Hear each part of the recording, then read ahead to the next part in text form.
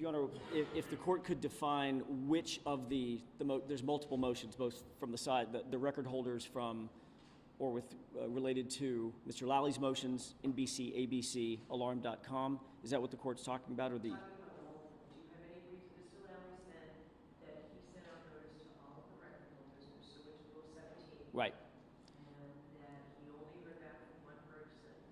I know some of these motions were filed late, so my concern was that some of these record holders did not get notice. Yes.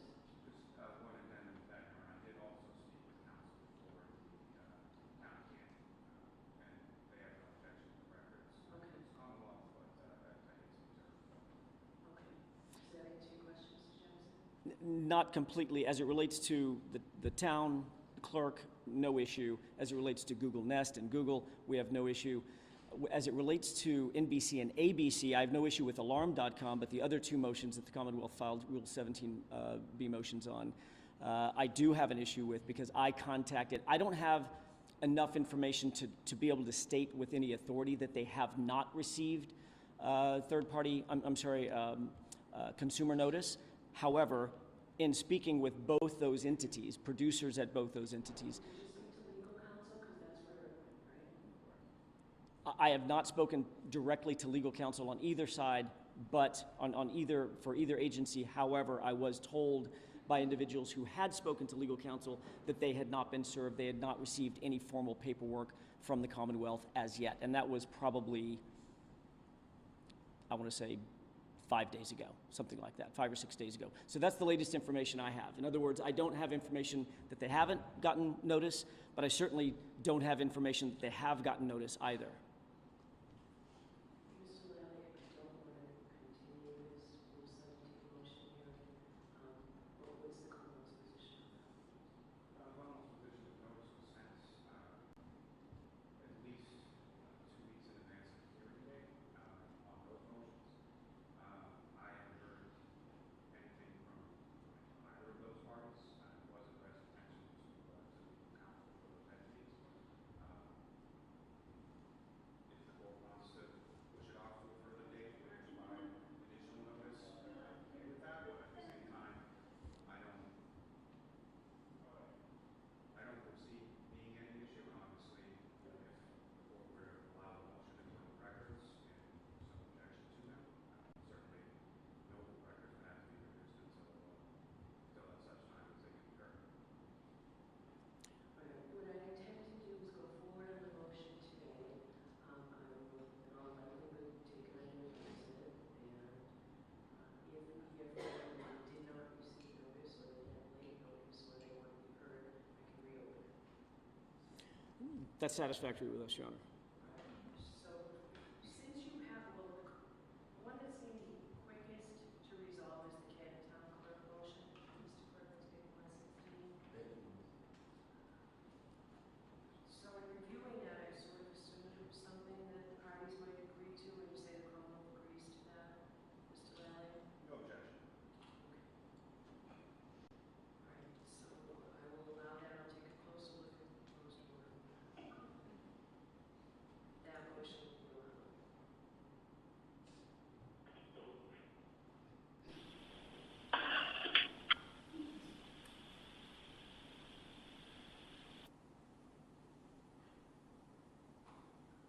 Clerk, I'm going to hold on to that.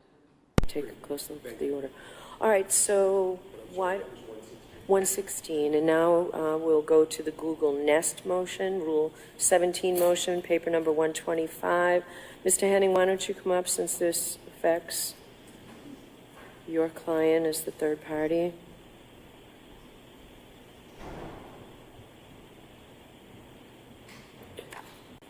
Okay. So why don't I hear first, I'd just like you up here, why don't I hear first from Mr. Jackson? Sorry if it makes it uncomfortable for you standing there. Why don't I hear, thank you. I'm sorry, Mr. Henning. All right, Mr. Jackson, I'll hear you on your motion. Thank you, Your Honor. There's very little question that the security camera footage capturing the interior and exterior of the Albert home, the scene of John O'Keefe's death, is evidentiary, it's relevant, it's material to the defense, and it should be material to the prosecution, I would think. It should be I material. have a proposed order from the Commonwealth, so I don't know that there is that much of an opposition to There may this. not be, but there may be an opposition from, it sounds like Mr. Henning has some things to say as well, and so my comments are directed as much to that as it is to the Commonwealth. We've known for some time that there was a camera at the house of the Alberts, but what's truly interesting is how we know that there was a camera at the house of the Alberts on the date that John O'Keefe was killed. We know that there was a camera at the house, Your Honor, because a grand juror asked Brian Albert during the course of his testimony about the camera. It wasn't the Commonwealth that asked that question.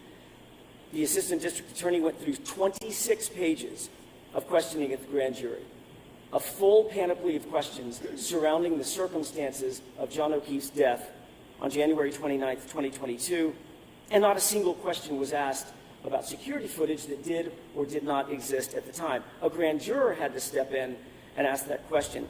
And that's interesting in and of itself, but this is a longtime law enforcement officer, Brian Albert. I'm actually going to interrupt you. Mr. Lally, is there any objection from the Commonwealth?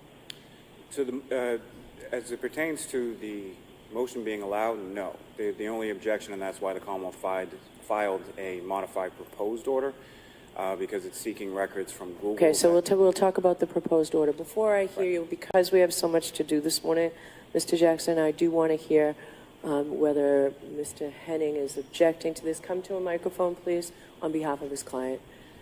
It will save us some time if we direct it to the order if there's no objection. I do understand. I don't think my comments are going to be very lengthy, but there are some things that I do want to put on the record on behalf of Ms. Reed. Okay, I'm going to ask you to have a seat. I'll hear if there's an objection, and then you can figure out what you need to say if there's no objection. Good morning, Your Honor. Greg Morning. Henning on behalf of the homeowner. With the proposed order that the Commonwealth submitted in mind, that language, Mr. Albert, the homeowner, has no objection to the Rule 7. Thank you. All right, I'll hear you now, Mr. Jackson. I don't know if you heard that. Did you hear Mr. Henning? I think I heard him say that there was no objection. To the proposed order from the Commonwealth. The proposed order, the problem with the proposed order of the Commonwealth is it indicates that they believe that the information is appropriate prior to January 29th, which is in and of itself ridiculous. The whole point is to get the camera footage from the 29th, from the early morning hours of the 29th. We don't have, again, this has become a sort of a theme with the Commonwealth. They indicated they wanted to change the proposed order and literally put in the proposed order that any camera footage that we would get would stop at midnight on the 28th. We have to have the footage from the 29th. And I question whether or not that was as the Commonwealth... Did you see number 3 of their proposed order? The proposed order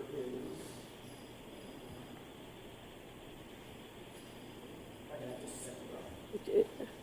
I read it as it's asking for a longer period of time than you requested. It's more expansive than what you requested, Mr. Jackson. Number 1 says activation or setup information for any Google Nest camera registered to Brian Albert or Nicole Albert prior to January 29th. Right, that's 1. Number 3.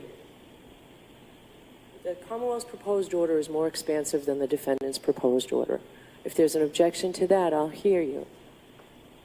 But obviously, there's no objection to us expanding the time. We want it as expansive as possible. I just want to make sure you have the motion. Do you only have the first page of it? No, I've got the motion. The motion was supplied to us, again, this is the second time this has happened, when I was on a flight yesterday. Mr. Yannetti, did you receive this? Yes, Your Honor.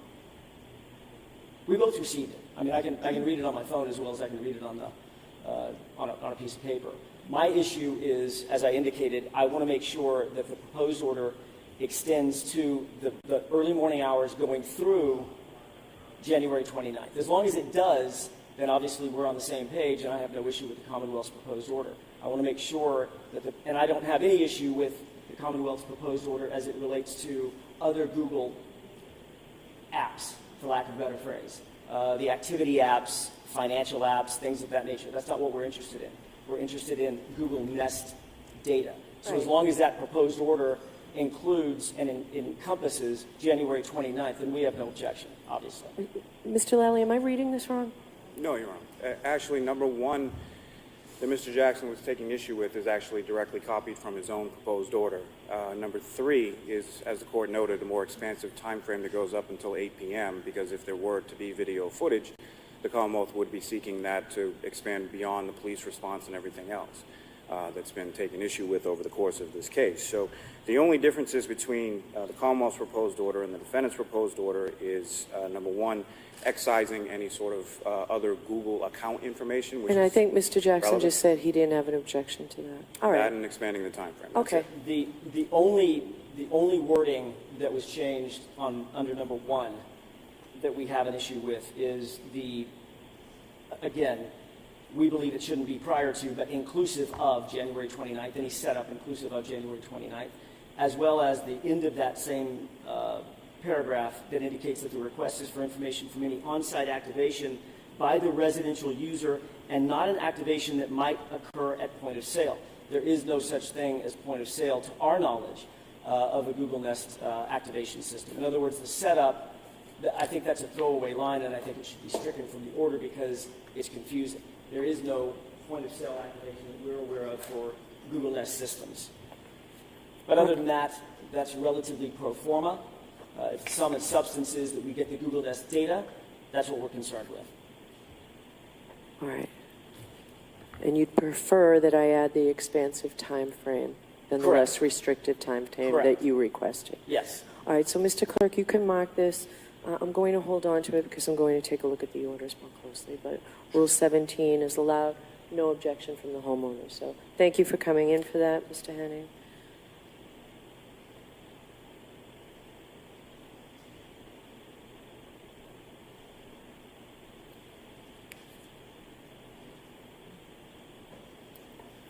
All right, so now we'll do the motion for the alarm. Is there an objection to that, Mr. Jackson or Mr. Yannetti or Ms.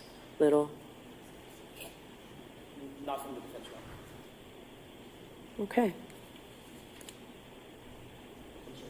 So this is the Commonwealth's motion for records alarm 121. Did you propose an order with this, Mr. Lally or Ms. McLaughlin? Did you propose an order that maybe I don't have?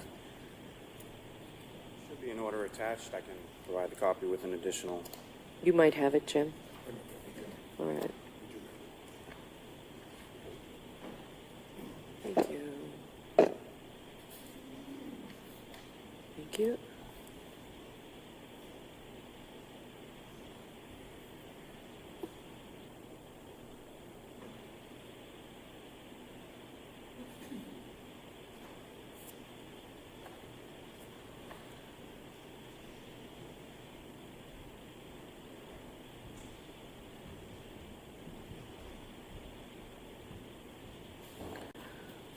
All right, so Jim, I can give you back that whole motion.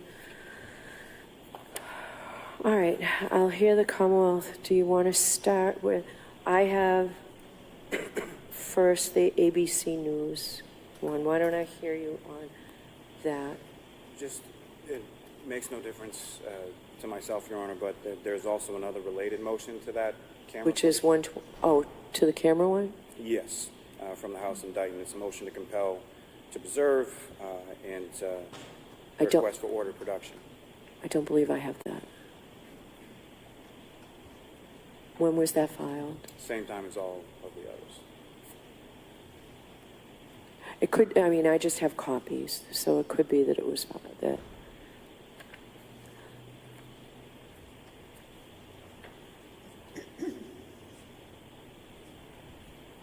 So Jim, it's probably somewhere around 121, maybe 123.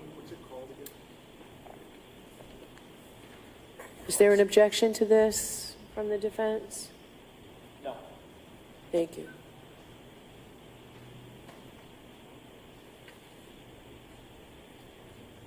Okay.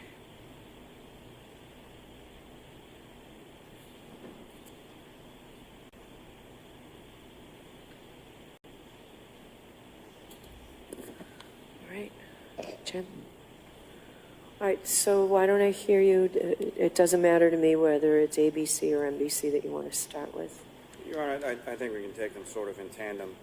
It's essentially the same issue, the same type of factual background. Essentially, what the Commonwealth is requesting is any and all video footage, including raw or unused or unaired video footage of interviews, specifically with the defendant herself.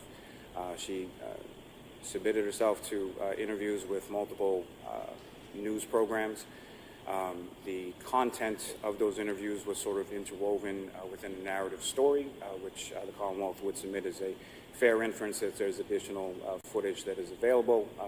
In specific reference to the NBC, there's an indication from the broadcast that this is part of a larger program to air at a future date. These statements by the defendant, as the court is well aware, are entirely admissible. They were freely given by the defendant. In each of the respective news broadcasts, the defendant, at least in part, so some of the statements she's on her own along with the reporter, and some of the other statements she's seated at a table with counsel. So as it pertains to any of those statements, there's an exception to the hearsay rule as far as statements by a party opponent. Any statements that she makes to these outlets, she's free to make, but the Commonwealth is seeking production of those statements. Okay, who am I going to hear from the defense? Your Honor, at this point, we don't have an objection to Rule 17. I think you're, as a matter of fact, I know there's going to be a subpoena. Speak into the microphone. I'm sorry. Thinking that microphone's going to pick us up. I apologize, It Your will Honor. just be closer to it. Sorry about that. We don't have a principled objection to the Rule 17 because it's really not our dog in the fight, as it were. In terms of ABC and NBC, if the subpoena's issue, I have every reason to believe that both NBC and ABC's legal department will take great issue with the subpoena for reasons of their own, but the defense is not taking a position on the Rule 17 at this point because it's not our fight. Okay. All right. So do you want the opportunity to speak to legal counsel and see why they weren't represented here today, Mr. Jackson? I would like that opportunity. It is unusual, I think. I suspect that there may have been, and I don't want to speak for the Commonwealth, they know better than we do, both NBC and ABC are out of state. I don't know that they were served out of state. Of course. Right? I think the Commonwealth, yes, they're I'm served. not It's sure. right in the pleadings. But It's I'm right in not the sure where pleadings. they serve notice.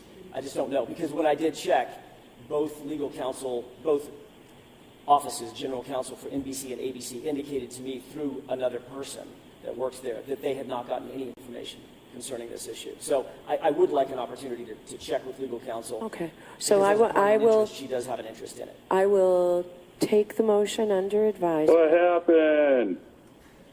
If they want to be heard, I will give you 1 week for them to give notice to this court by way of letter of legal counsel as to why they did not appear here today. And Understood. then we can see about setting up a hearing. And if your position is that you don't object to it and it's just with them, we'll set a date. Thank you, Your Honor. All right, so I'll do the same with both of those motions.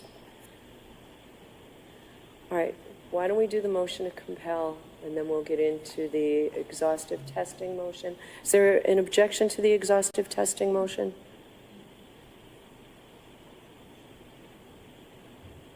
At this point, Your Honor, there is. Okay, so we'll hear the There's some motion. technical reasons, but We'll do the motion to compel first. thank you. And so when this motion was first filed, and I do appreciate, Ms. Little, that you did get it to me in a timely manner after the last hearing. I do appreciate that. And I appreciate the detail of it. So then we have the Commonwealth's response that then maybe limits some of what you have there. And then I've got your response to the Commonwealth's opposition. So I think that's where we have you focused. But has that changed at all since you filed this? I received additional statements of compliance by the Commonwealth. I will address those today, Your Honor. There's 5 sort of outstanding categories of evidence that we still have not received. I did receive a packet of information today, but I'll go through that for the court. Okay, go ahead. So let's do what you address in your reply. Thank you, Your Honor. It has now been a year and a half since Ms. Reed was arraigned in Norfolk Superior Court. A year and a half, and the defense still has not been allowed to so much as look at the physical evidence that the Commonwealth has had in its possession for 21 months, and has so desperately withheld from the defense out of fear of what it might show. That is unacceptable, that is unconstitutional, and that clearly violates the mandatory discovery provisions set forth in Rule 14. As I informed the court, there are 5 categories of mandatory discovery that continue to be withheld by the Commonwealth, and I'd like to go through those in turn. There are first 56 items of physical evidence that we have been unable to view, unable to independently test. Are these the items that are at the lab for testing still? That's correct, Your Honor. It Okay. includes all of the taillight pieces, all of Mr. O'Keefe's clothing, and all samples taken from Mr. O'Keefe's clothing and person. This is the seminal evidence in this case. Your Honor, this is not a complex legal issue. The United States Constitution, the Massachusetts Declaration of Rights, and Rule 14 all require that Ms. Reed be permitted to inspect and independently test this evidence. Rule 14 could not be more clear. Quote, "The prosecution shall disclose to the defense and permit the defense to discover, inspect, and copy material and relevant tangible objects at or prior to the pretrial conference." Our first pretrial conference was on August 12, 2022. The compliance date for mandatory defense access to this physical evidence was more than a year ago. In opposing this motion, as Your Honor noted, the Commonwealth has tried to excuse its blatant discovery violations by claiming lab protocols and procedures simply won't allow us to access this evidence. But lab protocols and procedures are of no legal moment, Your Honor. They don't trump the law. In fact, Rule 14 actually contemplated that this might be an excuse that the Commonwealth gave. It specifically says it doesn't matter if the physical evidence is not in the physical, actual, tangible possession of the Commonwealth. If that evidence is in the possession of any agency who participated in investigating and evaluating the case and reports to the prosecutor, which clearly the Massachusetts State Police Lab does, then discovery is mandatory. That's Rule 14. As this court well knows, this is not the first time we've requested access to the physical evidence in this case. So when Mr. Lally stands up, as I believe he probably will, and says, "We're almost done testing, the defense can have access to this in 30 days, I want to remind this court that we've been here before. In fact, we argued this exact same issue before the court 6 months ago. And I think it's important for the court to be reminded of the representations that were made by Mr. Lally at that hearing. On February 8th of this year, Mr. Lally stood here in open court and made these promises. Quote, "I did speak with the lab earlier this week, as well as last week, a couple of weeks ago, and on several different occasions. But my expectation, from what I'm told, is that their analysis and report should be complete within the next 30 to 60 days. Those were Mr. Lally's words in February. And my guess is that's what he's going to say. But the crime lab actually keeps track of their communications with Mr. Lally. And when you review the crime lab conversation log, which was produced to us in discovery about a month ago, this is what you see. Quote, "Note to file, date January 3rd, 2023. Entry by John Buello. Person contacted, ADA Lally. Note, quote, emailed Commonwealth prosecutor on 11/21/2022 about the status of testing. No response back. Therefore, the trace items will not be tested at this time. If for any reason testing is needed, the items can be resubmitted to the lab for potential analysis. Trace assignment closed, no report."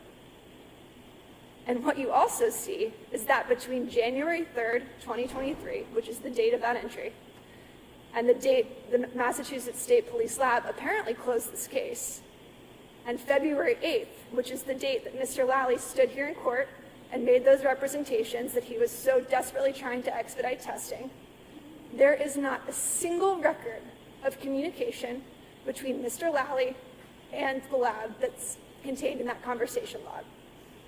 That's not Mr. Lally's hands being tied by lab protocols and lab procedures. In fact, the assignment was closed because he failed to answer his emails. That is deception, Your Honor. So when the Commonwealth stands up and says that the defense can have access to the physical evidence in 30 or 60 days, that's not good enough. We need court intervention. We need this court to order the Commonwealth immediately provide us access to these critical items of evidence and set a date for compliance, because that's what the law requires. That brings me to the second category of evidence that we're missing. Your Honor, for quite some time we've been asking for access to the Lexus infotainment system and the Lexus telematics system. As of this morning, our expert was able to get in touch with Trooper Garino, and they are currently working on coordinating a time to hopefully analyze that evidence. I'm hopeful that the Commonwealth will be forthcoming and allow us to obtain our own analysis. If there are any issues, we will plan to file a proposed protocol for the examination of that evidence with the court, but I'm hopeful it won't come to that.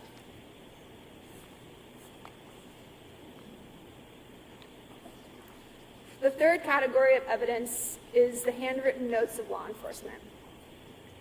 As this court is aware, it was filed with our papers. Law enforcement was ordered to preserve all handwritten notes taken in connection with this case. That was done in Stoughton District Court on February 2nd, 2022. And I know Your Honor sort of reaffirmed that order just in passing during one of the court appearances when we asked for her to renew it.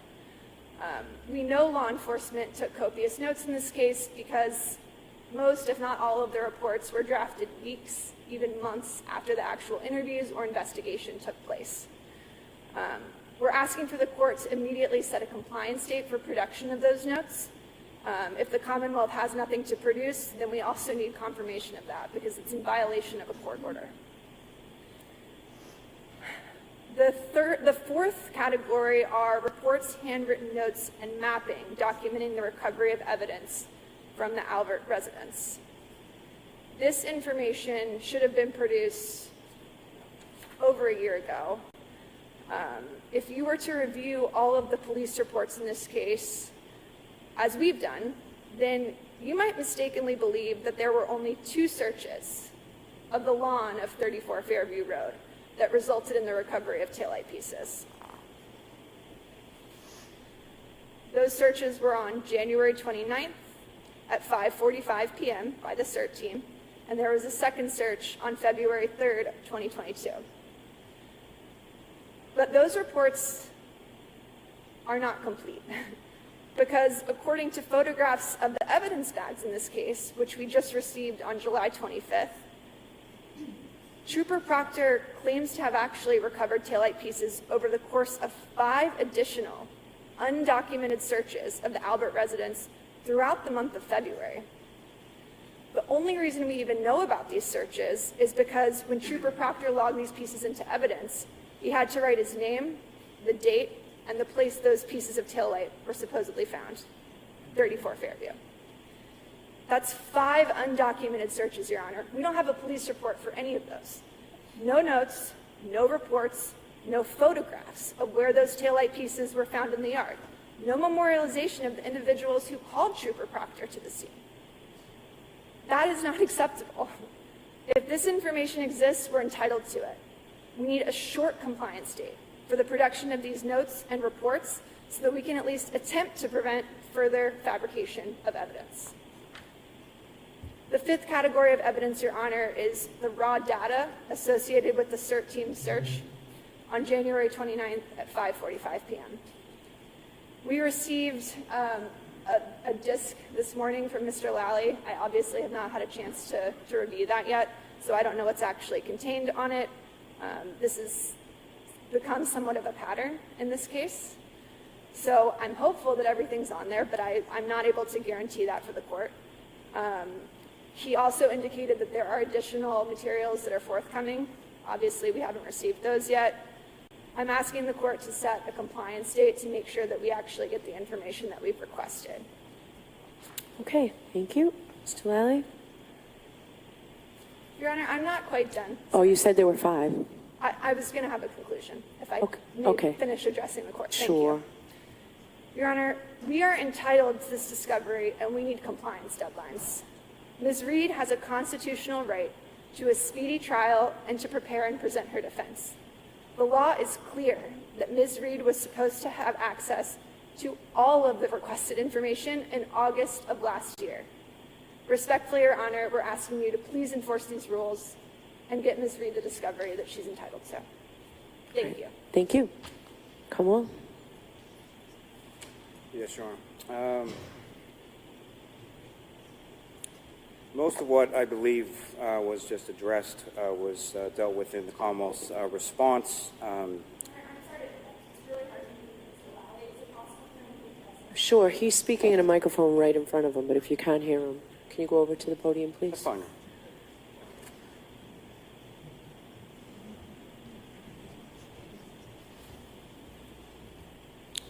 So, Your Honor, I believe most of this I've addressed in the Commonwealth's response, and just to be clear, it's not an opposition to the defendant's motion.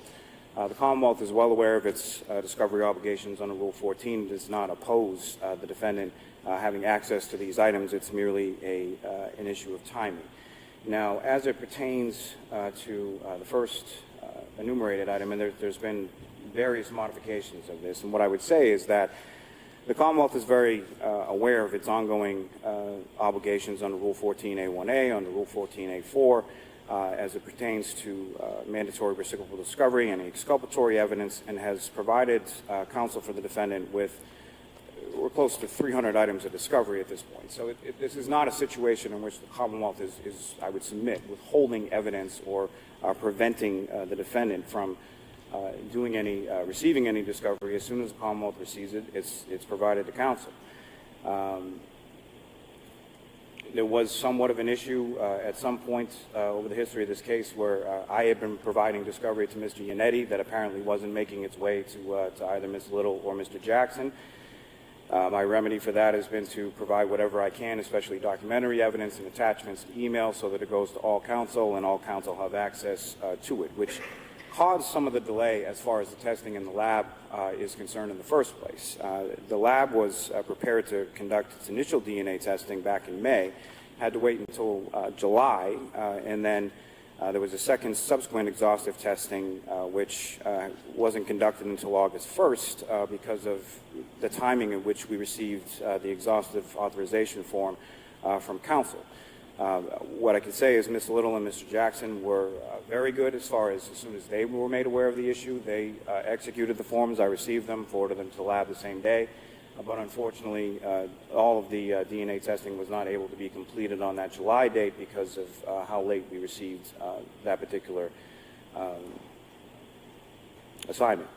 As far as the items that are contained at the lab, again, these are the lab's policies, they're not my policies. There's nothing as far as anything that the district attorney's office or myself has done, any suggestion that we're desperately withholding evidence from the defense as we're afraid of what it might show is just patently ridiculous.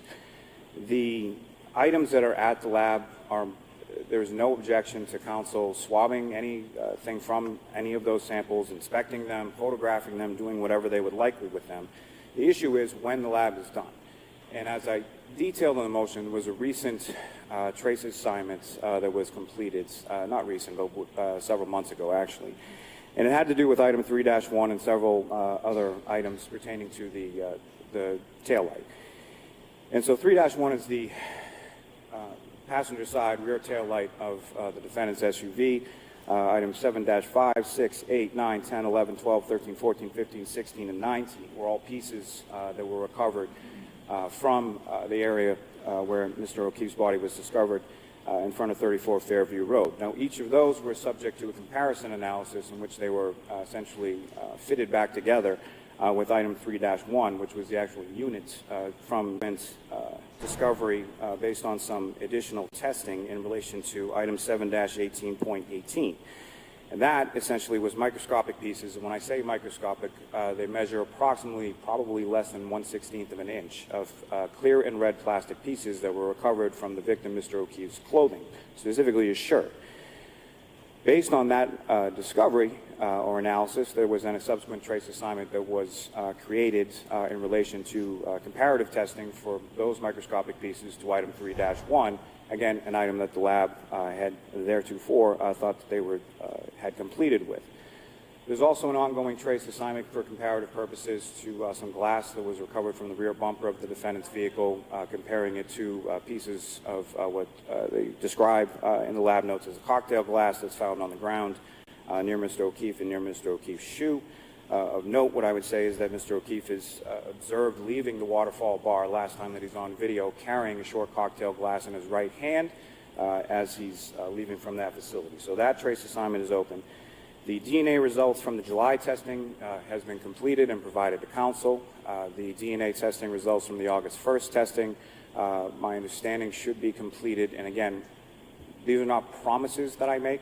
These are estimations based on what the lab can tell me as far as their expectation of when items will be completed. But the DNA testing, I anticipate, should be completed on or around September 26th. Those two trace assignments should be completed sometime in the last week of October. And there is additional DNA testing that has just been scheduled to be undergone shortly.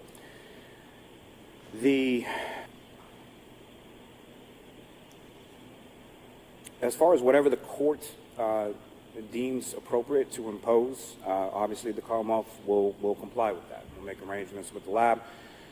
They do not allow outside personnel into the lab, so it would be a situation where obviously items that are currently undergoing testing are not going to be taken back from the lab, but if there are any items that have no forensic value left to the lab, once this sort of round of testing is completed, we will certainly pick those items up and make them available for counsel. But Do you anticipate that this will be the last round of testing for DNA? I anticipate it will, but at the same time, it depends on what the other testing shows. So it's typically what the lab is going to do is they're going to test until they get a forensic link, or either they do or they don't. But basically, so without knowing what the results of the testing that's just undergone, is just about to be undergone, or is undergoing currently, I can't speak as to what those results would be, and therefore I can't speak to whether or not there would be any need for additional testing. Okay. As it relates to the Lexus infotainment and telematics, I'm just a little confused because initially how it's phrased in the motion to compel is it's sort of incorporating all kinds of different materials. So it's talking about an ACM, EDR, LSS. Now the ACM is the airbag control module in the car, EDR is the event data recorder, LSS is the Lexus safety system that's specific to a Lexus. All of those items are in the vehicle. And I've endeavored to arrange, should counsel have an expert that wishes to view or download that material directly from the vehicle themselves, all of that material, including the raw data, has already been provided to counsel.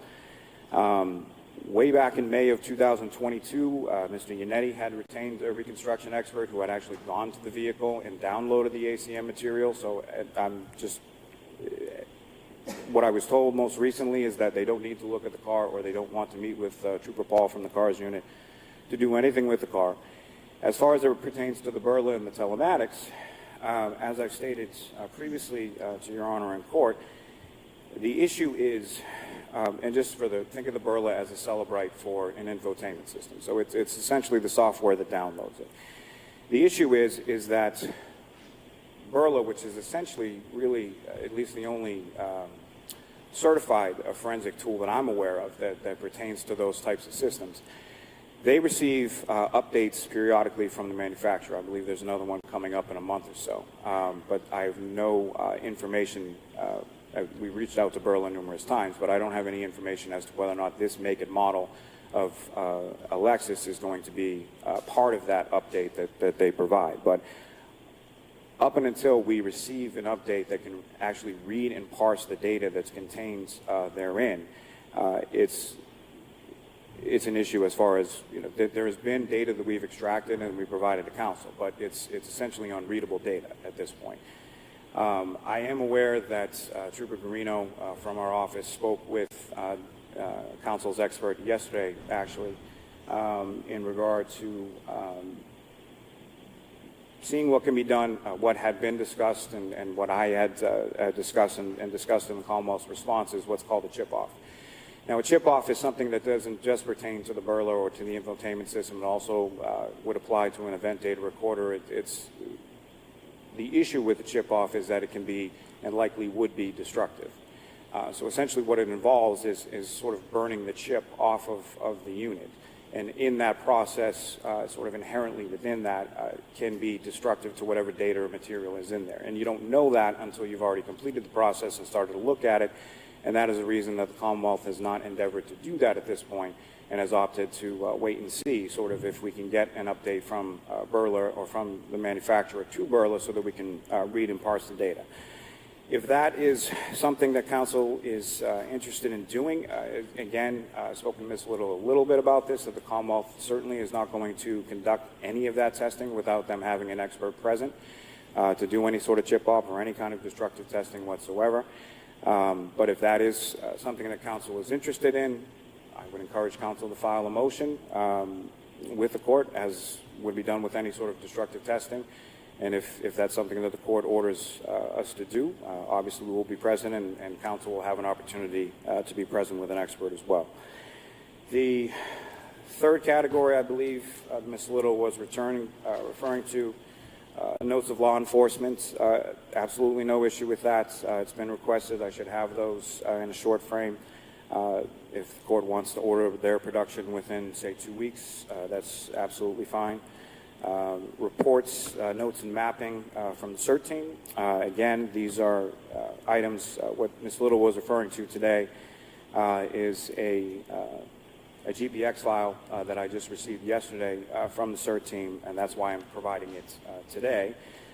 Obviously, sending it in the mail wouldn't do as good as handing it to Ms. Little today. But essentially, what I put on that disk is a GPX file, and it's a file that contains data that can only be opened in a mapping software. So in addition to the GPX file, I also put some mapping software onto the disk to make it readable. If council wishes to use a separate software application, obviously they're free to do so.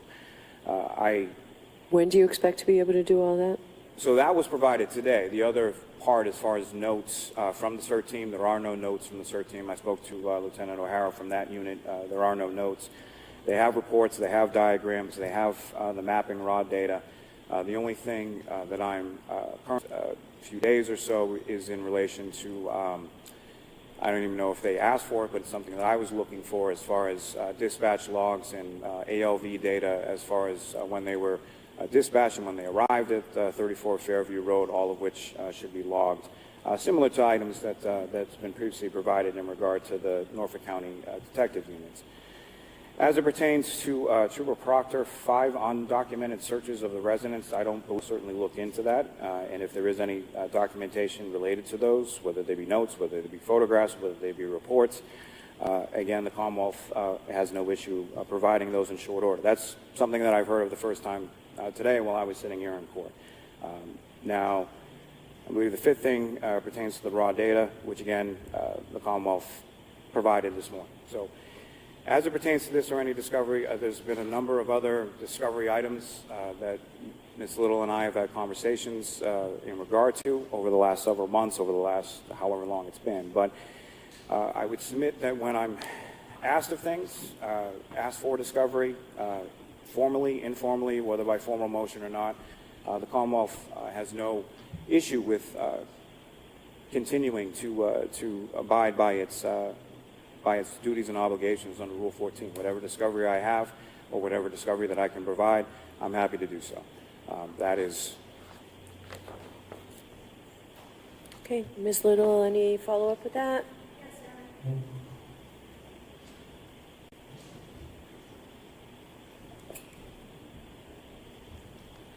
Mr. Lally just listed a lot of lab work that has been done in terms of DNA testing. I just want to clarify for the court. I did review his opposition. There are only 2 items that are still subject to comparative testing. So we're asking that the rest of the items of evidence be made available to us immediately. There's no reason to continue to withhold those from the defense. As to the Lexus infotainment system and the telematics system and the EDR, as Your Honor can imagine, it's quite expensive to fly an expert from out of state to go look and interpret this data. We're trying to avoid having to do multiple trips of that. So while I understand the airbag control module and the EDR, which we already do have the data from them, are generally available, we're not going to have our expert fly out to do that until she can actually look at the stuff that's of substance, which is the infotainment and telematics system. As far as that's concerned, I know Mr. Lally has made representations to this court that the infotainment and telematics system have no recoverable data and have been hooked up to Burla. But Burla's just that. It's like Celebrate. There are hundreds of other softwares out there that are able to read and parse this data. Our expert is aware of what those programs are. She would like to be able to analyze the data. She believes that there's likely ways to do it that are non-destructive. She has reached out to Trooper Garino to inform him of this. He seems to be receptive to doing that. Okay. She won't know until she actually looks at it what particular softwares will be appropriate. We haven't been able to get that information from the Commonwealth because, Yesterday. yes, I believe actually this morning is when I Okay, received so it. after they talk, if you put in writing to me a protocol that you say your expert says there's hundreds of other methods of being able to read this data, put something in writing. It sounds like the two experts should be able to work it out, but if not, we'll deal with that. But I do want to know about that. That's my hope. Thank you, Your Honor. With regard to the 5 undocumented searches, we don't have reports on those. Like I said, we have photographs of the evidence bag that shows that taillight pieces were not put into evidence until late February. There were 5 undocumented searches. They came from somewhere. So we need reports on those. And with that, I will submit, Your Honor. Mr. Lally, earlier when you talked about the DNA, you said that on 9/26, one item, the testing should be complete, the other, the last week in October, and then you said the third, you were looking for a date, but I think you said soon. Do you know when whatever the third part is that you were talking about? So to be clear, the 9/26 date was in reference to the DNA work that was completed on August 1st. Yes. That was a second round of exhaustive testing in which their expert, Mr. Lakin, was present. That we had to delay because of first his availability and second not having the exhaustive testing form completed. The second that I was referring to in late October is in regard to 2 separate trace comparison analysis. That's sort of the estimated time of those reports completion. And then there is a subsequent 8 items that have been selected by the lab. And just to be clear, these are items that are selected by the lab, not by our office. For DNA testing that has just, they don't require exhaustive testing. So that has just begun to be, I think it's scheduled within the next week or two to undergo that testing. And then just my own sort of estimate as far as typical turnaround time for DNA, in which, it has been communicated to the lab on numerous occasions, every single bit of testing that's been done. As per the court's suggestion and direction, I've requested expedited analysis with regard to each of those. So that I would expect probably around the same time frame, late October, early November, as the trace comparison. All right. So what I'm going to do is I'm going to order expedited testing on those 8 items that have not yet been testing. And I want the Commonwealth to be able to report back in the beginning of November the results of all of the testing that's been completed. And if it's not completed, why, and when you expect it to be completed. Why don't we have all of that by November 3rd?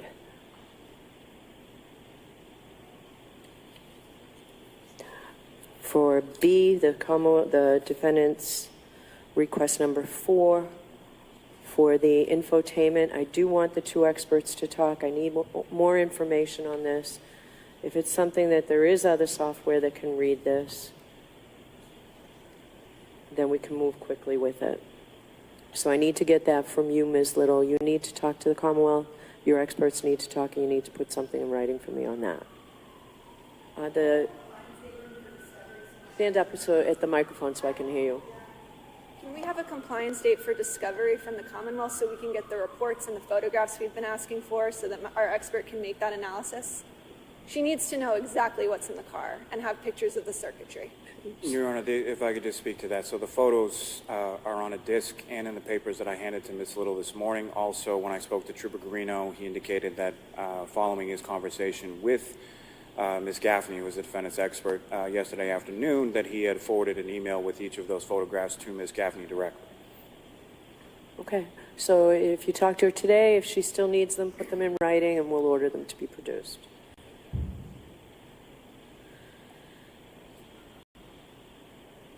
All right, so the request D, is the Office of the Medical Examiner, is that all taken care of? The original death certificate? You didn't raise that this morning, Ms. Little? Yes, So- Your Honor. Okay, so request number 5 is all set? Yes, Your Honor. Okay. So regarding the request for all of those notes, a 2-week date. So let's get that by the 29th of September.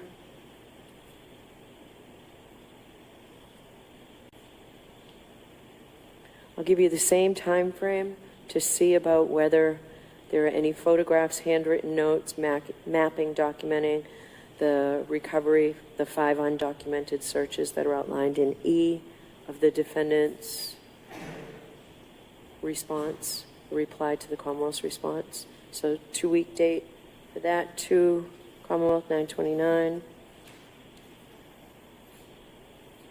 The Commonwealth says that there is no raw data with the CERT team or no notes. Why don't you just tie up all loose ends and put that in writing, Mr. Lally, by 929. Yes, Your Honor. Okay. Thank you, Your Honor. Okay? That was the whole purpose of today's hearing, was to be able to do that. So at least we've got that done. Now we move on to the Commonwealth's motion for an order regarding expedited testing. And the Commonwealth has asked me, I believe, to impound the results here, Mr. Lally? As far as the attachments to the motion, yes. Yes, okay. Is there any objection to that from the defense? If I may have just a moment, Your Honor.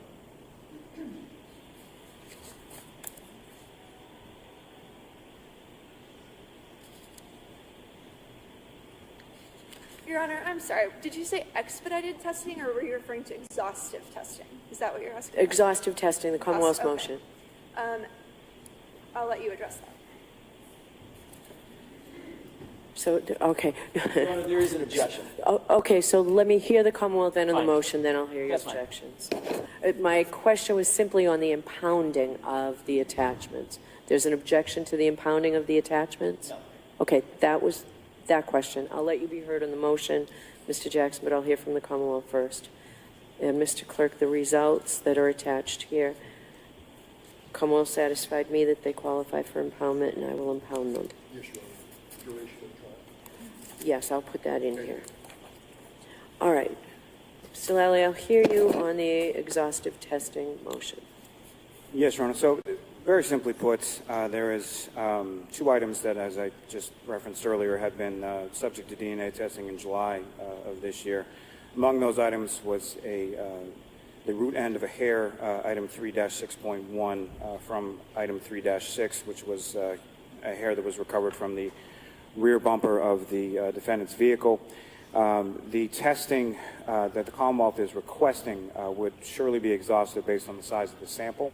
The MSPCL, the State Police Lab, does not have the ability to conduct mitochondrial DNA testing or the testing that the Commonwealth is requesting be done in this case. We've identified an external vendor. This item was initially marked by the State Police Lab for an external vendor because of that reason, because of the size of essentially what is the shaft ends of the hair.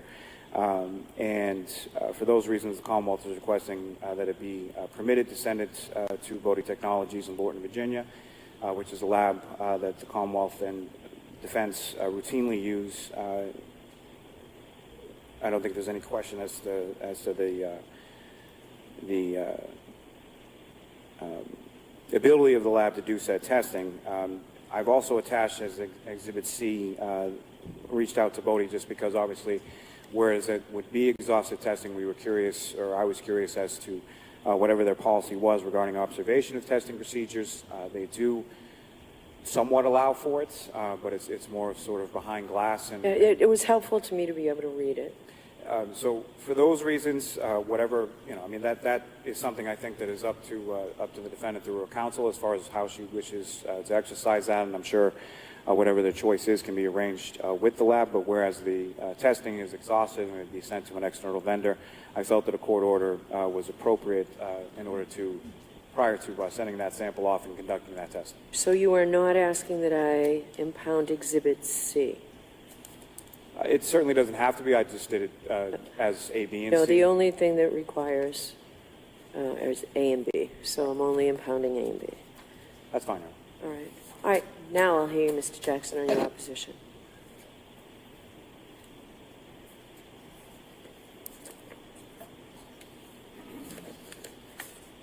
Thank you, Your Honor. As it pertains to the hair, the history of that hair is somewhat tortured.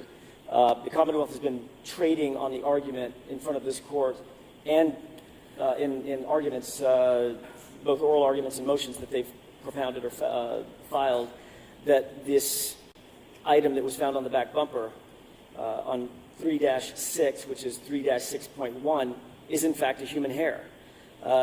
They've gone so far as to suggest the relevance of that item is it's not just a human hair, it's John O'Keefe's hair, which would establish some sort of physical evidence that my client is, it inculpates my client.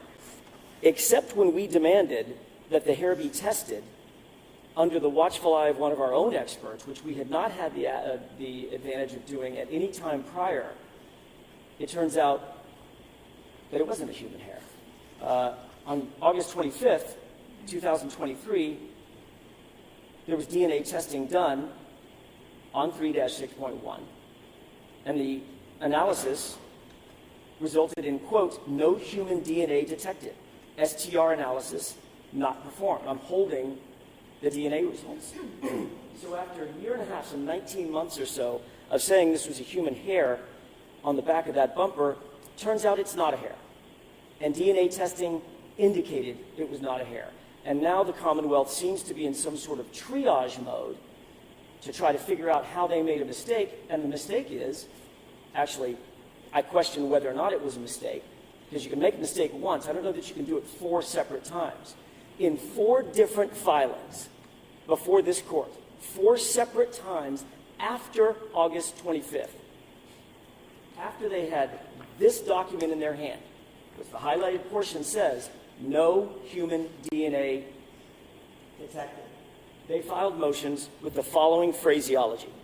Quote, the hair has been forensically confirmed to be a human hair, end quote. Not once, not twice, 4 separate times, and the last time was just this past week when they filed something in front of the Court of Appeal with that exact same phrase. The hair has been forensically confirmed to be a human hair. Your Honor, at some point, that's not a mistake. That's a deception. That's a knowing fabrication. That's a lie. And I don't use that word lightly. I'd love to consider this conduct feckless and irresponsible, but it's not. To do this 4 times, this is pernicious, and it's intentional. So when the Commonwealth comes to us at the 11th hour and says, oh my goodness, hang on a second, let's all take a time out. We want to destroy the very item that we've been trading on falsely for 18 months to do mitochondrial DNA testing, which would, as Mr. Lally indicates, he's smart enough to know. The lab is smart enough to know that's completely destructive testing. That will be exhausted, it's gone after the mitochondrial DNA is done. I expect that Mr. Lally will say something along the lines of, well, we were just trading on the idea that Maureen Hartnett at our crime lab microscopically confirmed that it was a human hair.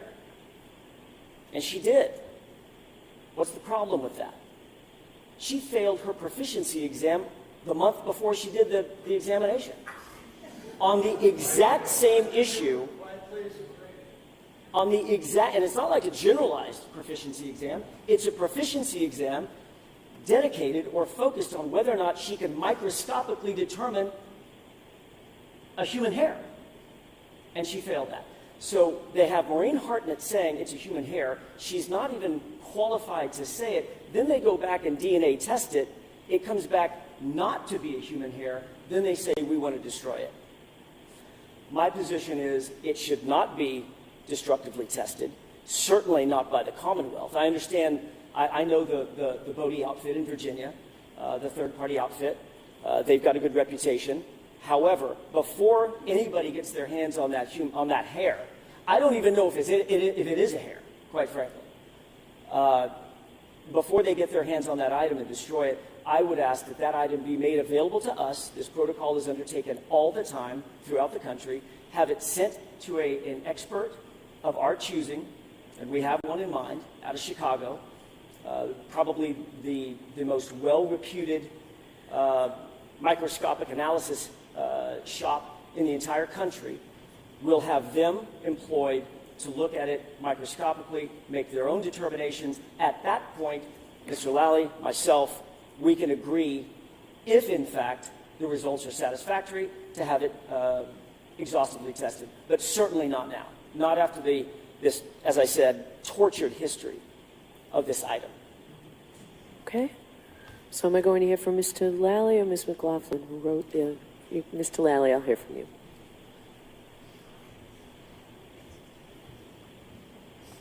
Your Honor, as it pertains to the hair, so the analyst responds to the garage of the Canton Police Department, labels it as an apparent human hair based on the characteristics that she observes when she removes the item. The item is then taken back to the lab and microscopically analyzed. There are photographs that counsel has from the lab packet that's already been provided. I would submitting any of those photographs to whatever expert they want, I would imagine would concur with Ms. Hartnett's analysis based on those characteristics that it is a human hair. I believe what has just been stated is a complete misrepresentation of what that DNA testing report says. So what the DNA testing report says is that there was no human DNA detected. As the court is well aware, there are essentially 4 steps that are done in a short tandem repeat DNA analysis, the second step being quantitation. So when there is an insufficient amount of a sample, and that's why the root end of a hair is the one that's initially tested for DNA, because you're not getting DNA typically in typical DNA testing from the actual strand of hair, which you're using the root end in the hope that there are some residual skin cells that are left from profile from. That's what no human DNA detected means, which I'm sure counsel is well aware of in its representations to the court to the contrary. So the STR analysis is not done on the root end of the hair because there is an insufficient sample for them to even replicate in that quantitative second step. So the findings from the criminologist or the criminalistics expert as a microscopic evaluation of that particular item and identifying it as a human hair is not incongruous with the finding from the DNA that there was no human DNA detected on that particular item. So as far as this particular item being sent, we're not looking to destroy the item. It's based on the item's size that any further DNA testing is going to exhaust the sample. We're sending it to an outside lab, to an external vendor, and that external vendor does provide for some opportunity for the defendant to send an expert to observe said testing. So there is nothing that's being hidden here or kept from the defendant. All items as far as that microscopic analysis are concerned, lab notes, photographs, everything pertaining to that has already been provided to counsel. All of the testing results have been provided to counsel, and we're asking for it to be, for the court to order or allow or permit it to be sent to this external vendor to conduct this testing and bring in the order before the court because of their observation policy and because of the likelihood of the exhaustive nature of the testing. If the testing is to occur, did they give you a timeline as to... I'm going to hear from you in a minute, Mr. Jackson. I just want to know the answer to this question. Did they give you a timeline as to how quickly that could occur? I believe 2 months or so is the estimate that I got. All right. I'll hear you now, Mr. Jackson. At the end of the day, all we're asking for is to have the item reviewed microscopically that has nothing to do with any destructive testing whatsoever. It's going to be reviewed microscopically by somebody who actually knows what they're doing. And my problem with Mr. Lowley's response, and I understand why he's responding this way, well, there's no deception here. We weren't pulling the wool over the court's eyes or counsel's eyes or anybody else's eyes. It looked like a hair. Why didn't they say that? Why didn't they say, it looks like a hair as established by our expert who failed her proficiency examination? That would have been a truthful statement. But the statement that they've repeated over and over and over to this court in papers and in affidavits under oath, under penalty of perjury, is the hair has been forensically confirmed. There is no, you can't word salad your way out of that. Forensically confirmed means it's been DNA tested to confirm forensically and scientifically that it is a hair. Then they turn around and try to confirm it forensically, and there is no human DNA detected. I understand that the short tandem repeat testing, the mitochondrial testing, has not been done yet. That's their 11th hour sort of Hail Mary to try to cover themselves for what they've already done, which is to basically defraud the court. And not one, but two, but three, but four different filings. 3 in front of this court, 1 in front of the Court of Appeal. It just doesn't pass the smell test. What we're asking for is very simple. We can address the mitochondrial destructive and exhaustive DNA testing at some point down the road. We want access to that item so that we can confirm whether or not it's even microscopically been properly analyzed. That's all we're asking. And I'll submit. Can you get me an affidavit from your expert as to why photographs are not sufficient? I can, and I can, as an officer of the court, I can certainly indicate to the court that this has been done enough. I'm experienced enough to know that they can't do it vis-a-vis even a micro photograph. They have to see the item in person, but I can get a declaration to that effect. And how the procedure would be conducted and how long it might take. Put all of that in writing for me, and I'll consider it when I consider this motion. Thank you, Your Honor. All right. So we'll move on to Mr. Yannetti's motion as to why I should change the conditions of release. Thank you, Your Honor.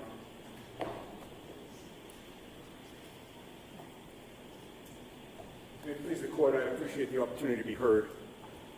Your Honor, I stand before you because it is in the interest of justice for this court to lower my client's bail to personal recognizance in exchange for Ms. Reed turning in her passport and signing a waiver of rendition. We make this request because there are numerous important changed circumstances that have come to light since bail was last considered and modified.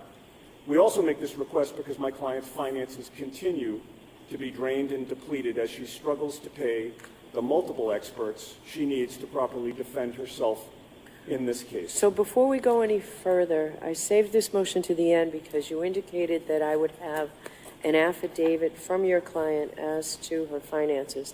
I do not have that. Yes, I did not file that electronically. I had told your clerk. But I still don't have it now. I have it in my hand, Your Honor. So that doesn't help, does it, Mr. Yannetti? I need to read it. No, I'm happy to pass it up. So just give it to me and let me read it. I just need to clarify. These are expenses since the last bail hearing. All right, so give me a minute before I hear you on Yes. this. Has the Commonwealth seen this? I'm filing it ex parte. So no, I have not.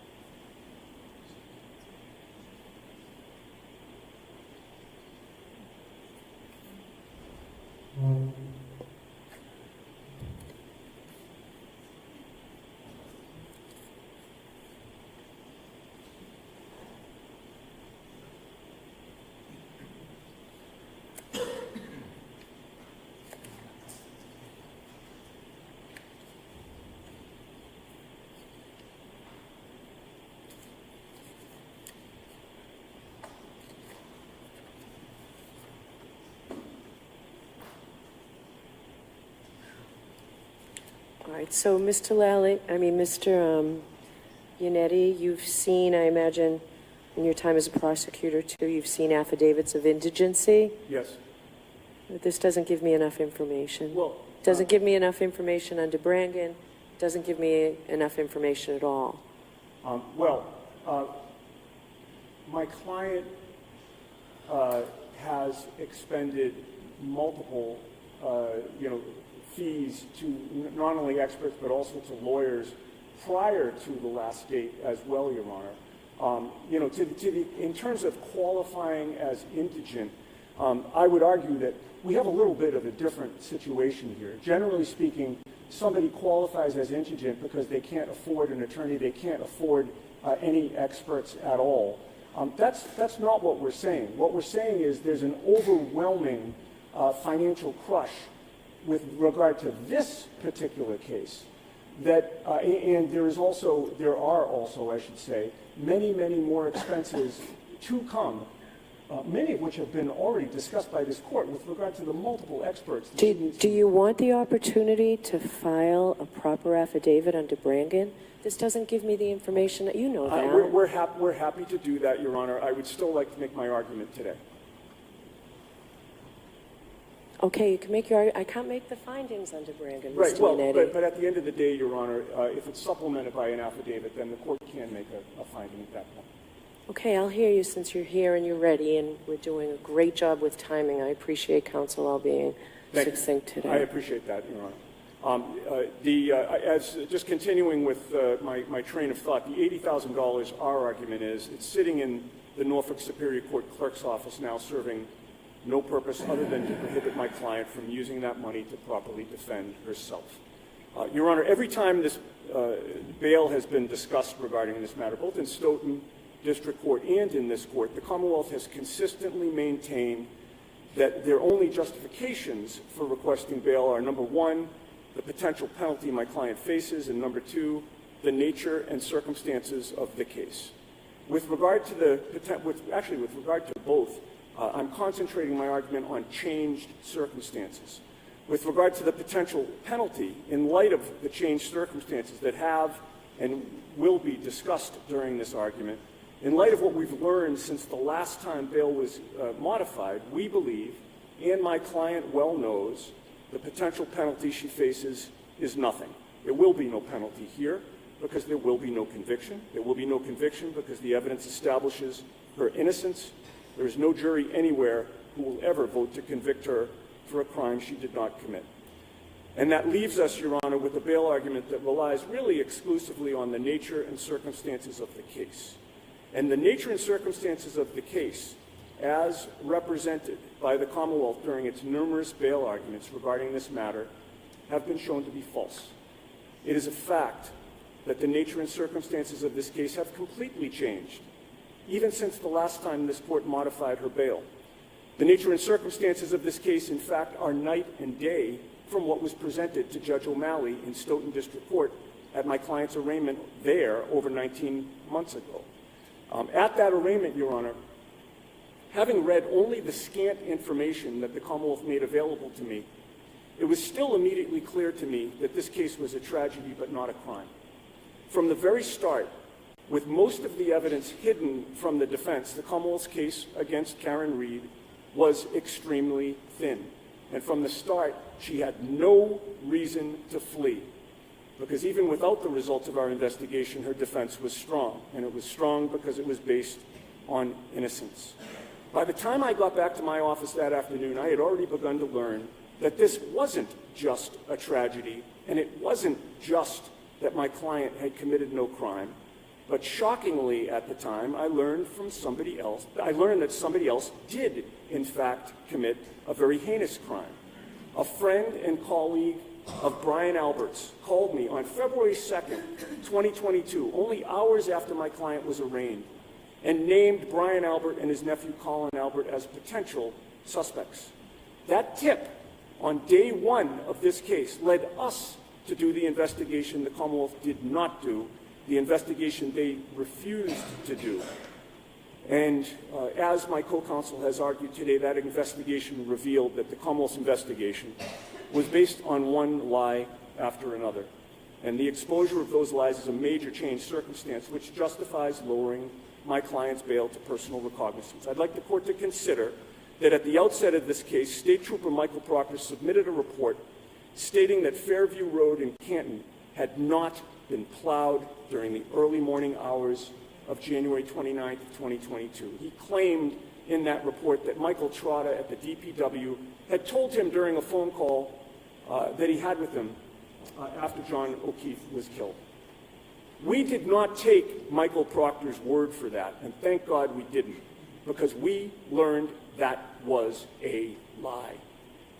Rather than take Michael Proctor's word, we instead sent our investigator to speak to Mr. Trotta in February of 2022. He directed us to another man who led us to the plow driver who did plow the street.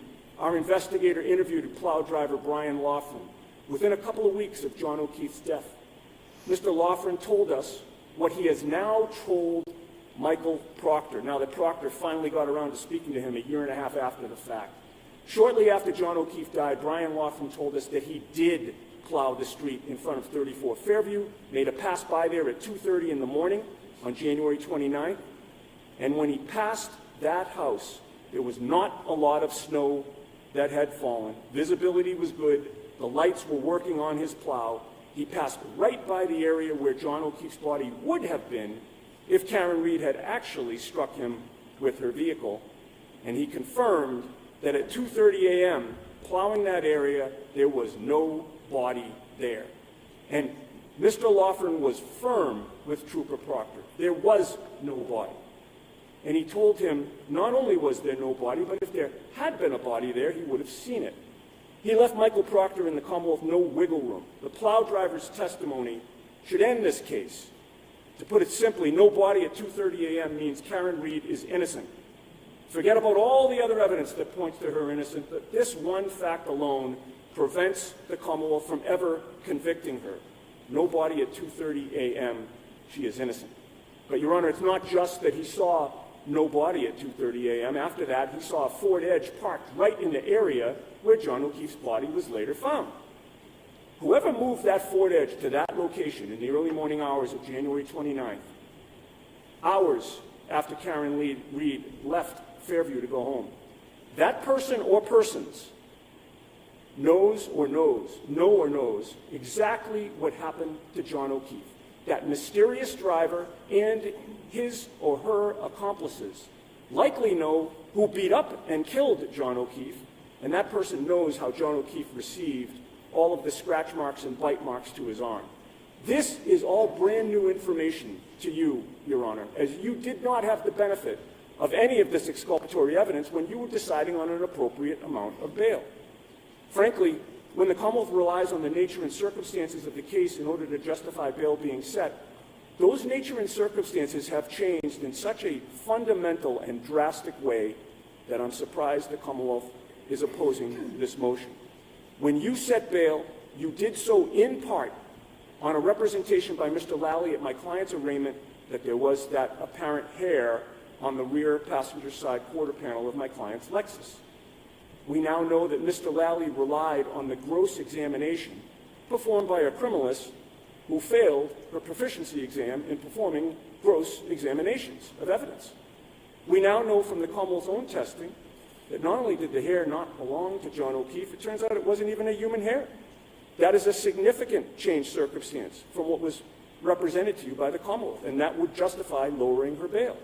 When you last set bail, Your Honor, you had no idea that one of the Commonwealth's main witnesses, Jennifer McCabe, who had been at Brian Albert's house on the night in question and would have had to walk by John O'Keefe's body in the yard if it actually was there at that time, went home and at 2:27 a.m. Googled "Hoslong to die in cold."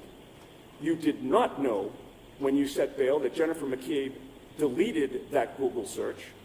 We have stressed to you ever since that our expert not only found that search, but we stand ready to prove beyond a doubt that Jennifer McCabe did it at 2:27 a.m. Our expert is certain. And importantly, the Commonwealth's handpicked expert, Ms. Hyde, confirms that the timestamp was 2:27 a.m., but says that the reason is unknown. This is all new information that you did not have when you have set bail in this case. And it goes without saying, Your Honor, that Jennifer McCabe's Google search, trying to determine just how much time had to pass before John O'Keefe would die in the cold, is completely consistent with her guilt or complicity in this crime and completely consistent with my client's innocence. You did not know this, Your Honor, at any time that you set bail, and this is a changed circumstance justifying a reduction. This is on top of the lies that have been uncovered. Not only did Proctor lie about the plowing of the street, not only did Mr. Lally represent that a human hair was found on my client's car when it wasn't, but importantly, Your Honor, you have been lied to by Brian Albert. In opposing our motion to get the animal control records, Mr. Albert's attorney told you that Mr. Albert's dog, Chloe, had no history of attacking human beings. Thank goodness you ordered the records, Your Honor, because we learned that was a lie. And to be clear, I do not believe for a second that Brian Albert's attorney, Greg Henning, would lie to this court. That leaves only one possibility. Brian Albert lied to him. Brian Albert told him that Chloe had never attacked a person. Brian Albert was desperate to keep these records secret from the defense and was willing to lie to keep them secret. The fact that those records have now been brought to court and reveal that Chloe attacked not just one but two people in the past, sending them both to the hospital, is a major change circumstance. Brian Albert lied, which is powerful evidence of his consciousness of guilt. You should have been able to consider that before you set bail in this case, that information was kept from you. It is now yet another change circumstance that justifies the lowering of Ms. Reed's bail. Now, I expect that the Commonwealth will argue 2 points in opposing this motion, both from lab reports. One, that John O'Keefe's DNA was found on my client's Lexus, and two, that there were microscopic pieces of taillights supposedly found on his clothing. Both of these arguments are red herrings. Regarding his DNA being found on the vehicle, our response is, of course it was found on the vehicle. It would have been shocking if John O'Keefe's DNA were not all over that vehicle, on every part of both the outside and the inside of the vehicle.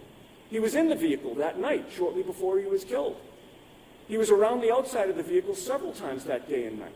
That vehicle was parked at his house for months. He lived with the owner of that vehicle. It's completely unsurprising that his DNA is on it. That finding does not undercut the new and powerful exculpatory evidence of no body being found in the yard at 2:30 a.m., a Ford Edge being near the yard where the body was later found after 2:30 a.m. Jennifer McCabe Googling how long to die in cold at 2:27 a.m., and then 3 minutes later, Brian Lawfern driving by 34 Fairview and confirming no body there. Regarding the tiny pieces of taillight, for those to have any evidentiary value, you have to trust the person who had custody of John O'Keefe's clothing before it was sent to the lab. So, Ms. Little, I'm not looking at any, if you show them to the audience before you show them to me, I'm not going to look at them. Okay, please put that down. Mr. Yannetti, do you have chalks for your bail argument? Please put that down.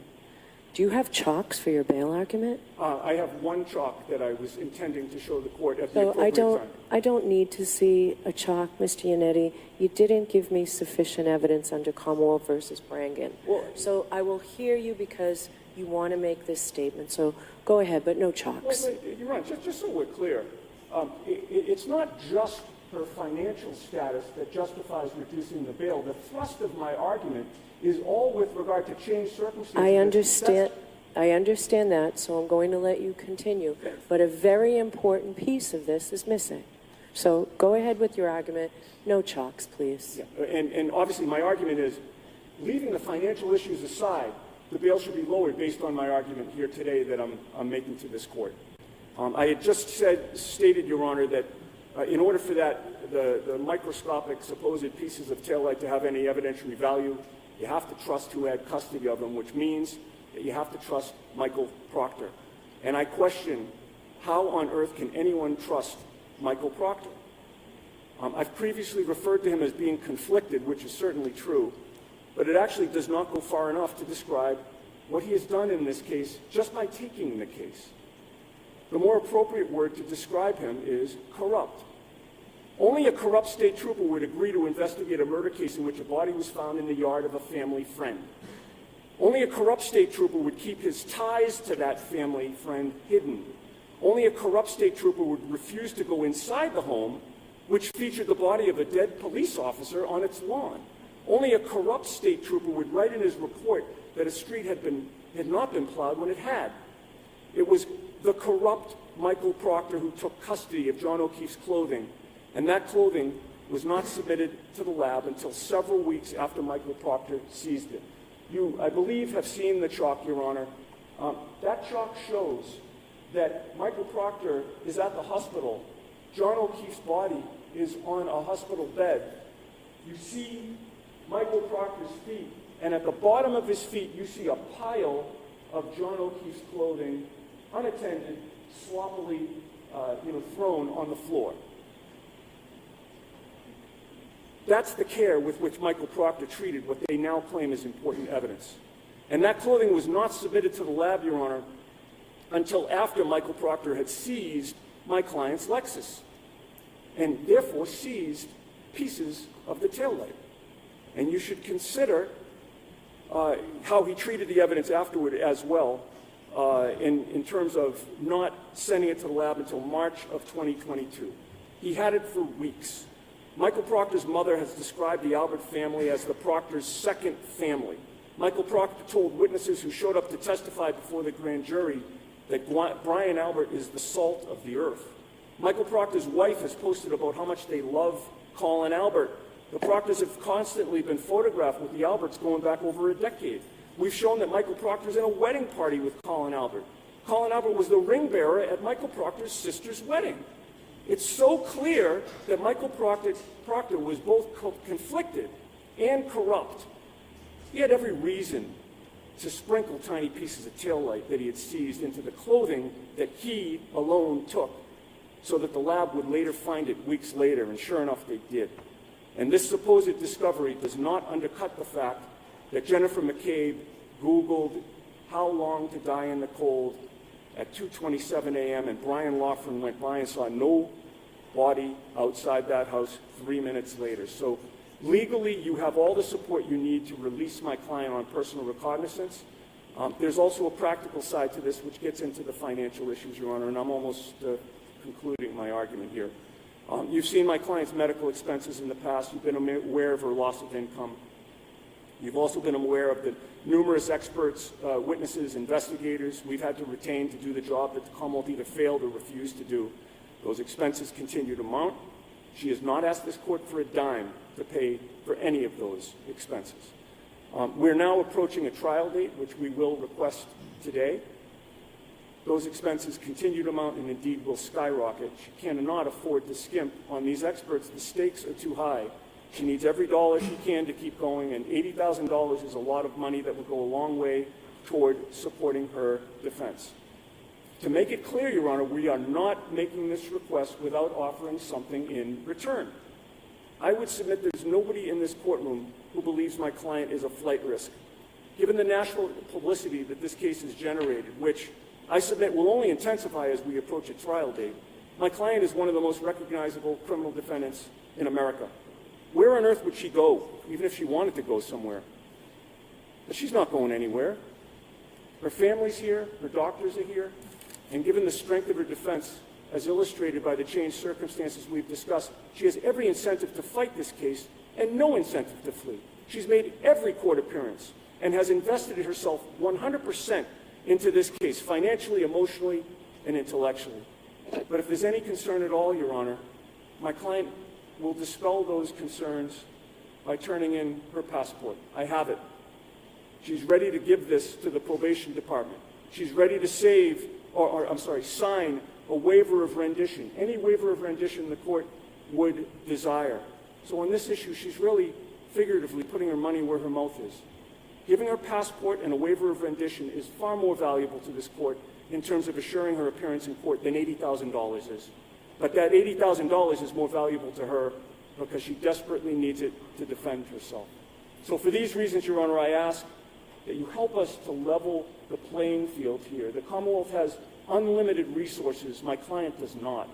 I ask that you release her on recognizance and give her the tools she needs to fight this case. All right, thank you. Do you want time to provide that affidavit to me? I would be happy to do that, Your Honor. How quickly can you do it? We have 1 week. Okay. Thank you. Yes. Mr. Lally? Just very briefly, Your Honor.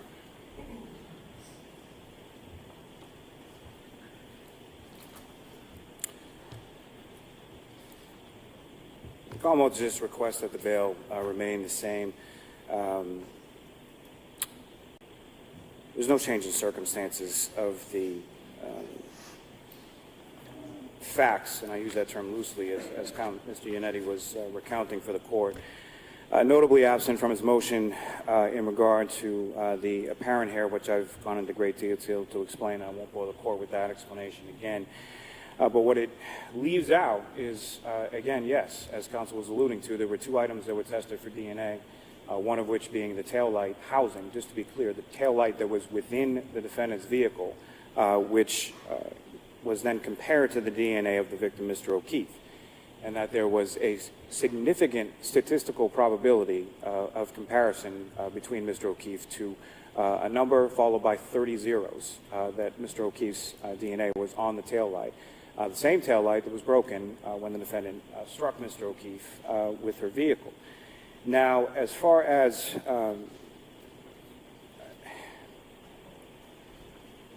what counsel states as Mr.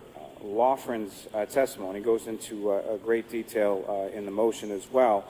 What he leaves out, though, is that all these insinuations that the Ford Edge somehow belongs to the Alberts, or is Brian Albert's Ford Edge, or something to that effect. What he leaves out from that interview with Mr. Loughran is that Mr. Loughran specifically says that that Ford Edge is not Brian Albert's Ford Edge. Another sort of interesting issue in relation to the affidavit from the investigator in regard to seeing that Ford Edge and his label as such is that the investigator essentially takes Mr. Loughran out to the parking lot, points to a Ford Edge, and essentially says, "Is that it?" Somewhat suggestive identification of that particular vehicle, the Commonwealth would suggest.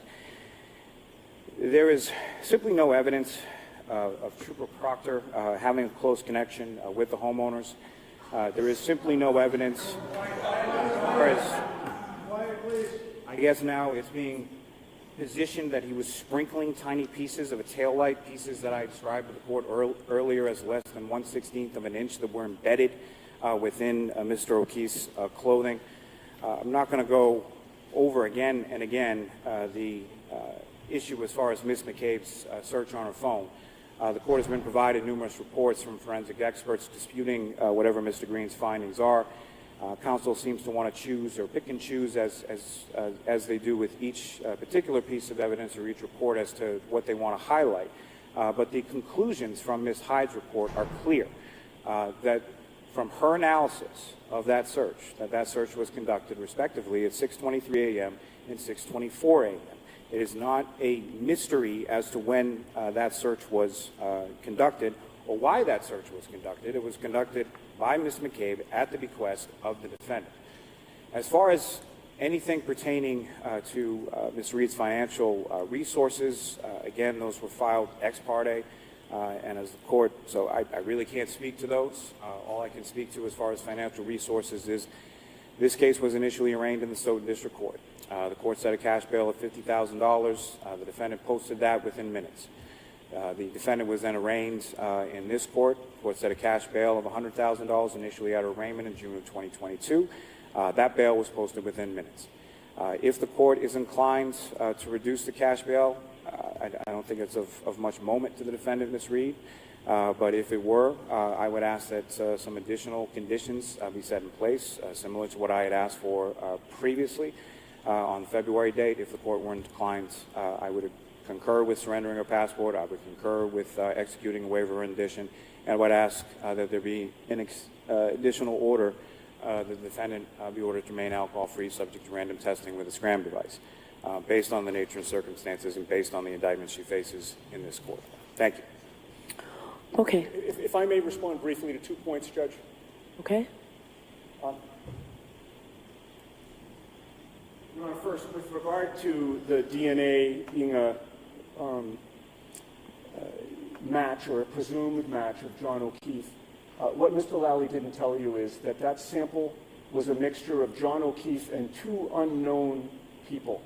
So I don't know if the Commonwealth is changing its theory again to say that my client struck John O'Keefe and 2 other people, and the other 2 people somehow got away. But that doesn't make a whole lot of sense.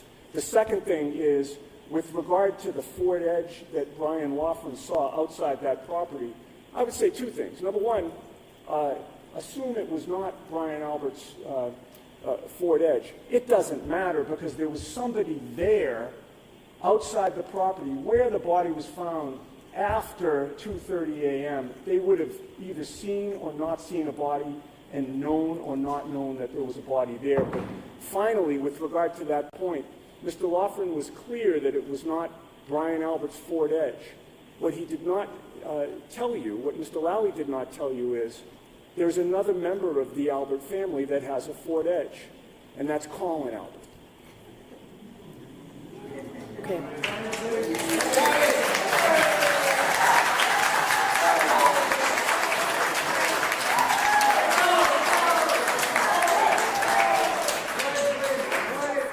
So, Mr. Yannetti, I need that affidavit by next Friday, so I'll take this motion Thank you, under Ron. advisement. Appreciate it. All right, so I said at the beginning that we need to set dates, and it's been mentioned that there have been a couple of pretrial conference dates. There have, but council have not complied with the Superior Court standing order that we need to get back on track. So Superior Court standing order 2-86, so we need to set some dates. And council has to comply with Rule 11 of the Mass Rules of Criminal Procedure regarding the pretrial conference. So I'm going to give you a date for you to fill out the pretrial conference report and do everything that you're supposed to do pursuant to Rule 11. We need that before we can go any further. And in that report, you need to outline dates for filing of motions. So I have some suggested dates, given that we were able to work out the discovery issues today. So I think all non-evidentiary motions in this case must be filed by November 16th. I don't want any more piecemeal Rule 17 motions. If there are piecemeal Rule 17 motions, you need to put in the affidavit why those weren't handled when they're supposed to be. I would like January 5th for filing all evidentiary motions. And February 15th for a pretrial hearing, final pretrial hearing. And you say that you have proposed trial dates. What are your proposed trial dates? Your Honor, it would be the defense request, and we're open to the specific date, but we would like a trial date in March of 2024. Okay, that's great. Early March would be better if it's available. So we have a trial that's starting in January, a retrial that last time took 6 weeks. So I think mid-March would be better for us. Okay. Jim, can you suggest dates? Yeah, how is March 12th? 12 or 19? 12 would work. The court's preference, just going by what Mr. McCombs said, to start on Tuesday. Yes, we typically do Tuesday. Yeah, because civil and panels on Mondays. Makes perfect sense. Yeah. Does that work for the Commonwealth as well, March 12th? March 12th, yes. That's So, fine, Your Honor. as a result of that, can we have a final pretrial conference sometime the end of February? Maybe 26, 27, 28 in that time frame?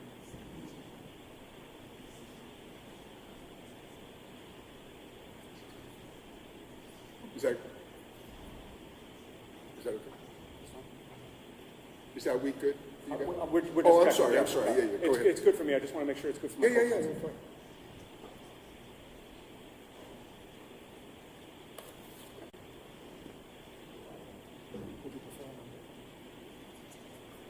We do the 26th. Would that be available? Yep. That's a Monday, we can do that. Is that- That'll be at 2 p.m. I was just going to ask. Sorry, 2 p.m. Yeah, and we expect you to exchange motions and eliminate any potential voir dire questions, as whether or not you want to do a panel voir dire. Great. So that we can talk about it on the So those, and the dates that I gave you, November 16th and January 5th, those are out-of-court dates. Have all your motions filed on those dates. And give me a realistic date that you all can file your pretrial conference report. I suggest it be around November 3rd.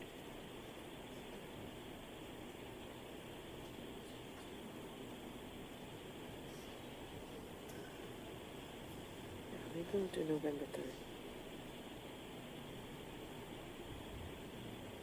Does November 3rd actually work? Can you do November 3rd? Yeah, November 3 is fine, Judge. All right. So that's just the final pretrial conference and that's that. Yes. So we currently do not have an in-person date until we see about those filing of motions from January 5th.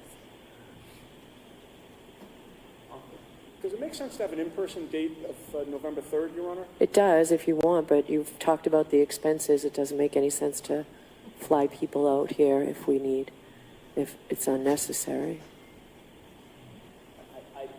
My suggestion, my suggestion is that the juices will be squeezed. We would like to have a person hearing on November 3rd. Just Okay. to make sure if there's any T's that need to be crossed or I's that need to be dotted. I'm not available that day. Okay? That week, actually. That whole week. I'm on trial. Can Different court. we pick a date the next week? 6, 7, 8, or 10? 10, it says Veterans Day observed, but I don't know. No, Jim, let's do, let's actually do the following week. Let's do the 16th. So,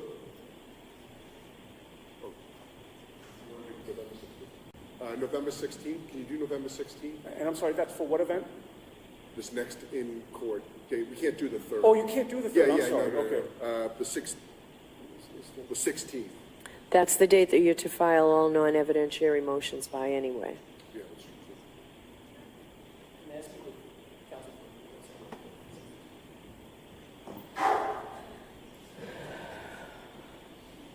Jim? My counsel makes a good point. Maybe it, oh, I'm sorry. I know. We can't, I don't want to use that week. yeah. Go ahead. I was going to say, Your Honor, it may make sense to do it maybe a couple of weeks later after we've filed all the non-evidentiary motions. Could we potentially do December 1? No, that's the Superior Court judge's business meeting. I see. You can do the following week. You can do the 8th if you want a Friday. Following week, the week of December 4th. Let's do the 8th, Jim. The 8th, Friday? can you do the 8th of December? Yeah, the 8th works. It's fine. Is that okay? Great. 12/8 is the next in-court date. It's up to you. 9 o'clock, Jim. 9 o'clock, okay? Everybody? Okay. 9 a.m. Thank you. Thanks very much, Your Honor. Okay. Thank you, Mrs. Clerk. All right. Jim, I'm going to keep everything with me.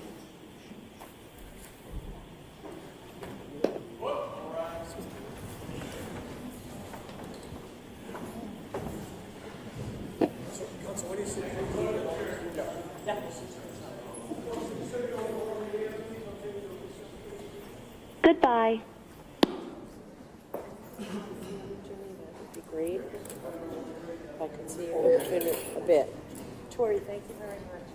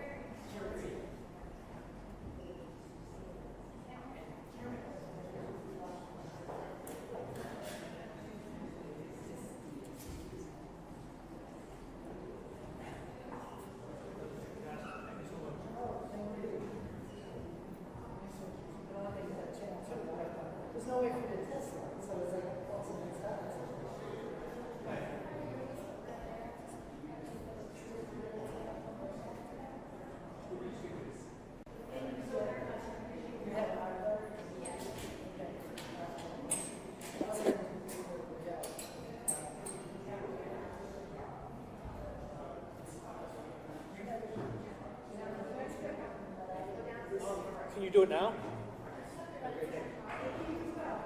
Can you take it off of I have the USB drive? I mean, I just recorded it to a SSD drive. Yeah, go get it. Yeah.